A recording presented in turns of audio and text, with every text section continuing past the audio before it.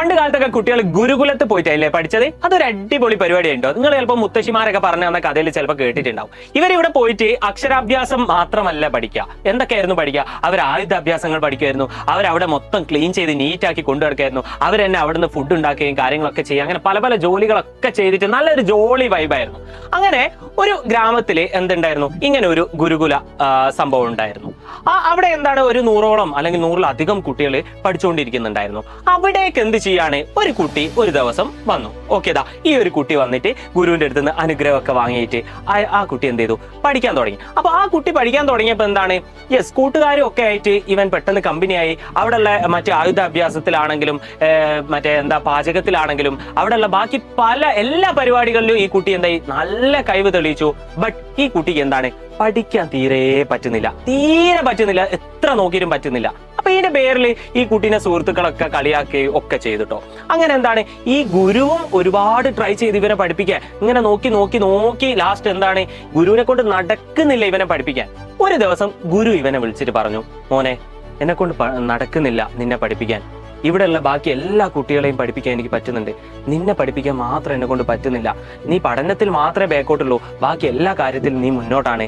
അതുകൊണ്ട് നീ തിരിച്ച് നിന്റെ ഗ്രാമത്തിലേക്ക് പോയിക്കോളൂ. അവിടെ നീ വീട്ടുകാരെയൊക്കെ ഹെൽപ്പ് ചെയ്ത് അവർക്ക് വേണ്ട കാര്യങ്ങളൊക്കെ ചെയ്തു കൊടുത്ത് നീ ജീവിച്ചോ. ഇവിടുന്ന് നിനക്ക് പഠിക്കാൻ പറ്റുന്നില്ല, എനിക്ക് നിന്നെ പഠിപ്പിക്കാൻ പറ്റുന്നില്ല എന്ന് പറഞ്ഞ് വളരെ സ്നേഹത്തോടെ കാര്യം പറഞ്ഞുകൊണ്ട് ഗുരു എന്ത് പറഞ്ഞു, ആ ശിഷ്യനോട് പോയിക്കോളാൻ പറഞ്ഞു. അങ്ങനെ ഈ ശിഷ്യൻ ഇങ്ങനെ പോയിക്കൊണ്ടിരിക്കുകയാണ്. ഈ ഗുരുകുലത്തിൽ നിന്നും ഏകദേശം ഒരു 200 മൈൽ എങ്ങനെ അകലെയാണ് ഈ കുട്ടിയുടെ വീടുള്ളത്. അപ്പോൾ ഈ പണ്ടൊക്കെ ഇങ്ങനെ നടക്കണേ, വേറെ ഒന്നും ചെയ്യാനില്ലല്ലോ. അങ്ങനെ നടന്ന് ഇങ്ങനെ പോകുമ്പോൾ ഉച്ച സമയമാണ്, ഭയങ്കര വെയില്. ഈ കുട്ടി ആകെ ക്ഷീണിച്ചു. കുറച്ച് വെള്ളം കിട്ടിയിരുന്നെങ്കിൽ എന്ന് ആഗ്രഹിച്ച് ഇങ്ങനെ നിൽക്കുമ്പോഴാണ് ആ കുട്ടി ഇങ്ങനെ ഒരു സ്ഥലത്തെത്തുന്നത്. അവിടെ കുറെ ചേച്ചിമാരൊക്കെ എന്ത് ചെയ്യുന്നുണ്ട്, കുറെ സ്ത്രീകള് ഒരു കിണറ്റിൽ നിന്ന് വെള്ളം കോരി കൊണ്ടുപോകുന്നുണ്ട്. അപ്പൊ ഇവൻ ഓടി ആ കിണറ്റിന്റെ അടുത്തേക്ക് എത്തി. ആ കിണറ്റിന്റെ അടുത്ത് എത്തിയപ്പോഴാണ് ഒരു കാഴ്ച ഇവൻ കാണുന്നത്. ആ കാഴ്ച കണ്ട് ഇവൻ ശരിക്ക് അത്ഭുതത്തോടെ ആ സ്ത്രീനോട് അത് ചോദിച്ചു എന്താണെന്ന്. അവൻ കണ്ട കാഴ്ച ഇതാണ്. ഈ ഒരു കാഴ്ചയാണ് അവൻ കണ്ടത്. അതായത് ഈ കിണറിന്റെ സൈഡിലൊക്കെ എന്താണ്, പാറയാണ്, അല്ലെങ്കിൽ കിണർ ഓർ ഒരു പാറന്റെ ഇടയിൽ നിന്നാണ് ഇവര് വെള്ളം എടുക്കുന്നത്. അപ്പൊ ഇവിടെയുള്ള ഈ പാറക്കെട്ടുകൾക്കിടയിൽ ഇങ്ങനെ മാർക്ക് കണ്ട് ഈ കുട്ടി. അപ്പൊ ഈ കുട്ടി ചോദിച്ചു, ഇത്രയും ഉറപ്പുള്ള ഈ ഒരു പാറന്റെ ഇടയിൽ ഇങ്ങനെയുള്ള ദ്വാരം ഉണ്ടാക്കാൻ നിങ്ങൾക്ക് എങ്ങനെ സാധിച്ചു എന്ന് ആ സ്ത്രീനോട് ഈ കുട്ടി ചോദിച്ചു. അപ്പൊ ആ സ്ത്രീ പറഞ്ഞത്, ഇത് ഞങ്ങളായിട്ട് ഉണ്ടാക്കിയതല്ല, ഈ കിണറ്റിൽ നിന്നും ഈ കയർ ഉപയോഗിച്ച് വെള്ളം കോരിക്കൊണ്ടിരിക്കുമ്പോൾ കുറെ കാലം കോരിയപ്പോ ഇവിടെ ഉണ്ടായ മാർക്കാണിത് എന്നാണ് ആ സ്ത്രീ പറഞ്ഞത്.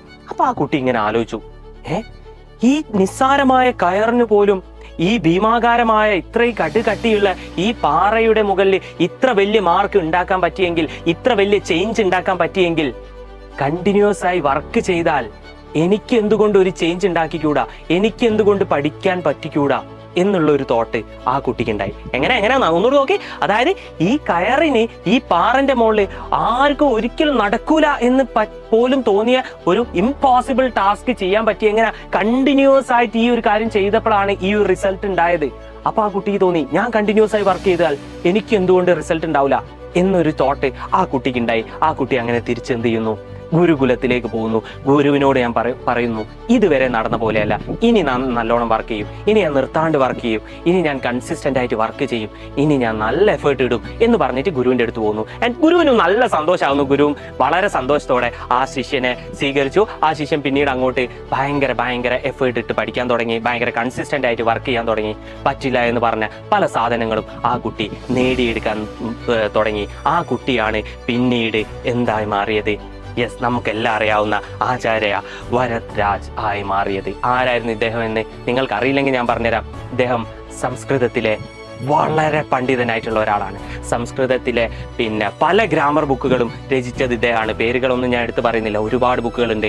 അതൊക്കെ 100 വർഷത്തിലധികം കഴിഞ്ഞിട്ടും അതിനെ റീപ്ലേസ് ചെയ്യാൻ പോലും മറ്റൊരു ബുക്ക് സംസ്കൃതത്തിൽ ഉണ്ടായിട്ടില്ല. അപ്പൊ ഒന്നും പറ്റൂല എന്ന് തോന്നി ഗുരുകുലത്തിൽ നിന്ന് പുറത്താക്കപ്പെട്ട ആ ഒരു കുട്ടിയാണ് തിരിച്ചു വന്നിട്ട് ഇത്ര വലിയ പണ്ഡിതനായി മാറിയത്? ഞാൻ പറയുന്നത് നിങ്ങൾക്കൊക്കെ ഇതിനുള്ള കഴിവുണ്ട്. ചെറിയ എന്തോ ഒരു സാധനമായിരിക്കും മിസ്സിംഗ് ആയിട്ടുണ്ടാവുക. ആ മിസ്സിംഗ് എലമെന്റ് എന്താണെന്ന് കണ്ടുപിടിച്ച് നിങ്ങൾ തിരിച്ചു വരാൻ തയ്യാറായി കഴിഞ്ഞാൽ നിങ്ങൾ ഇത് കാണുന്ന ഓരോരുത്തരും ലൈഫിൽ വലിയ വലിയ ചേഞ്ചസ് ഉണ്ടാക്കാൻ പറ്റും. ആൻഡ് ഈ ഒരു പ്രോസസ്സിൽ, അതായത് നിങ്ങൾ പഠനത്തിലേക്ക് തിരിച്ചു വരുന്ന, നിങ്ങളുടെ പ്രശ്നം എന്താണെന്ന് മനസ്സിലാക്കി തിരിച്ചു വന്ന് പഠിക്കുന്ന ആ ഒരു പ്രോസസ്സിൽ നിങ്ങൾക്ക് എന്തെങ്കിലും ഹെൽപ്പ് വേണമെങ്കിൽ ഉറപ്പായിട്ട് എച്ചുപോർട്ട് കൂടെ ഉണ്ടാവും. നിങ്ങൾക്ക് എന്ത് വേണമെങ്കിലും എച്ചുപോർട്ട് കൂടെ ഉണ്ടാവും. എച്ചുപോർട്ടിന്റെ ബൂസ്റ്റർ ബാച്ചിൽ നിങ്ങൾ ജോയിൻ ചെയ്യുകയാണെങ്കിൽ നമ്മൾ പറഞ്ഞുതരും നിങ്ങൾക്ക് ഏത് ഏരിയയിലാണ് പ്രശ്നമുള്ളത്, എന്തൊക്കെയാണ് നിങ്ങൾ മാറ്റേണ്ടതെന്ന്. അപ്പോൾ ഓരോ കുട്ടിക്കും ഉറപ്പായിട്ടും നല്ല മാർക്ക് സ്കോർ ചെയ്യാൻ പറ്റും. യെസ്, ജസ്റ്റ് 499 മാത്രമാണ് 8ാം ക്ലാസ്സിലെ കുട്ടികൾക്കുള്ളത്. എന്തൊക്കെയാണ് ഈ ബൂസ്റ്റർ ബാച്ചിന്റെ പ്രത്യേകത? റെക്കോർഡ് ക്ലാസ് ഉണ്ടാവും, ലൈവ് ക്ലാസ് ഉണ്ടാവും, PYQ ഉണ്ടാവും, എക്സാംസ് ഉണ്ടാവും, ഡൗട്ട് ക്ലിയറൻസിന് ഓപ്ഷൻസ് ഉണ്ടാവും, ഇങ്ങനെ എല്ലാം ഉണ്ടാവും. ആൻഡ് മെന്റർഷിപ്പ്, ഒരു മെന്റർ ഉണ്ടാവും നിങ്ങളുടെ കാര്യങ്ങളൊക്കെ നോക്കി നടത്താൻ എന്നുള്ളതാണ് ഇതിന്റെ ഏറ്റവും വലിയ പ്രത്യേകത. ഓൾസോ ജനുവരി 20-ാം തീയതി തിങ്കളാഴ്ച എച്ചുപോർട്ടിന്റെ ക്ലാസ് 8-ന് വേണ്ടിയിട്ടുള്ള ഒരു സ്റ്റഡി പ്ലാന്റെ ലൈവ് ഉണ്ട് 7 മണിക്ക്. അതും ഒരു കാരണവശാലും മക്കളെ മിസ്സാക്കരുത്. ആൻഡ് ഇതിന്റെ ഒക്കെ ലിങ്ക് ഈ വീഡിയോന്റെ താഴെ ഉണ്ട്. മക്കളൊക്കെ അതൊക്കെ ലൈക്ക് ചെയ്ത് ഒക്കെ റെഡിയാക്കി അടിപൊളിയാക്കിയിരിക്കുക. ആൻഡ് ഇതൊക്കെ നിങ്ങൾക്ക് എന്താണ്, നിങ്ങൾക്ക് വേണമെങ്കിൽ മാത്രം നിങ്ങൾ ചെയ്താൽ മതി. മേ ബി ഇതൊക്കെ എന്താണ് എച്ചുപോർട്ടിന്റെ ഒന്നും ഹെൽപ്പ് ഇല്ലാണ്ട് ഒറ്റയ്ക്ക് ഇത് പവർഫുൾ ആയി ചെയ്യാൻ പറ്റുന്ന കുട്ടികളൊക്കെ ഉണ്ടാവാം. അവരങ്ങനെ ചെയ്തോട്ടെ, ഒരു കുഴപ്പമില്ല. നിങ്ങൾക്ക് എച്ചുപോർട്ടിന്റെ ഒരു ഹെൽപ്പ്, ഒരു സഹായം വേണം എന്ന് നിങ്ങൾ തോന്നുന്നുണ്ടെങ്കിൽ മാത്രം നിങ്ങൾ എന്ത് ചെയ്യുക, ഈ ഒരു കാര്യങ്ങളൊക്കെ ചെയ്യാൻ. ഞാൻ മെയിൻലി ഉദ്ദേശിക്കുന്നത് ഇതൊന്നും അല്ല.